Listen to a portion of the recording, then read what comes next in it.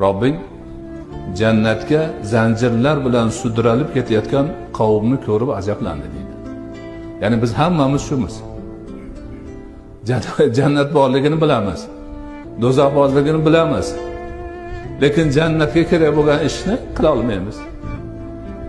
Shunga Alloh nima rahim qilib bizni vojib zanjiri bilan, farz zanjiri bilan bo'ynimizdan tortib jannatga sudrayapti. Ana bu haqiqat buyuk bir haqiqatdir. Shuning uchun hammamiz nima qilishimiz kerak? Ibodatni qadrini bilishimiz kerak. Ibodatni tanitib qo'ygan Allohga hamd sano aytishimiz kerak. Ibodat fursatini umrimizning eng go'zal fursati deb bilishimiz kerak. Ibodat bilan banda Allohga yaqinlashadi.